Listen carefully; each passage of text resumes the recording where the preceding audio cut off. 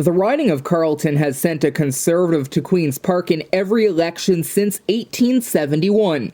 In the latest June 2018 election 4 years ago, Progressive Conservative candidate Goldie Gamari won with a little over 51% of the vote. Now this time around, voters are expected to bring a similar result.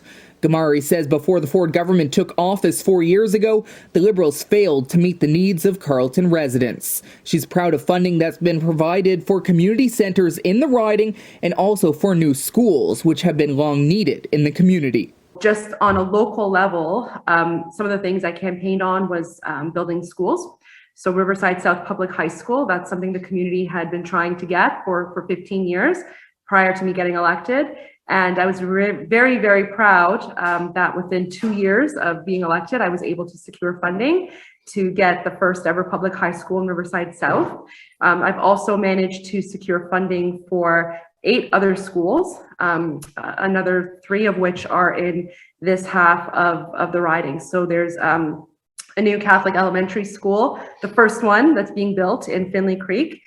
We have a second public elementary school that's also being built in Finley Creek. And we also have a new Catholic elementary school that's going to be built in Riverside South. Liberal candidate Tom Dawson has deep roots to Carleton. His great-grandfather Adam Akers was the member of provincial parliament for the riding from 1923 to 1948.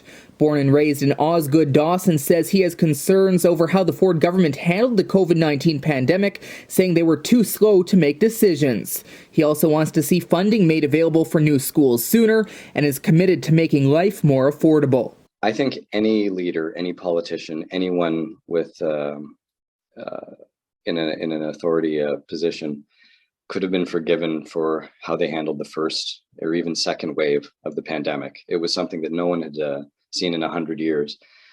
But in times of crisis, you really have to learn and adapt and be flexible. So you need to apply lessons learned to your third, fourth, fifth, and sixth wave. And I think that's what we didn't see from the Ford government. There was a lot of shooting from the hip. I think the best example of that was the irresponsible decision to lift the mask mandate immediately after March break. And this is what has been driving a lot of parents up the wall, because they said it's a week where people are out and about. Some people started going on vacation again. There was a lot of mingling. At least give it 2 weeks until after March break so we can see how we're doing. The Ontario New Democrats haven't done historically well in Carleton, but Kevin St. Dennis is hoping to change that. He's an occasional teacher with the Ottawa Catholic School Board and has taught English in various parts of the world. St. Dennis wants to see investments made to support farmers and wants to ensure their land isn't paved over with new development. Bringing his education background to the table, the Carleton NDP candidate says priority should be children's education. I have difficulty understanding how to separate things like elder care, things like environment from a local perspective.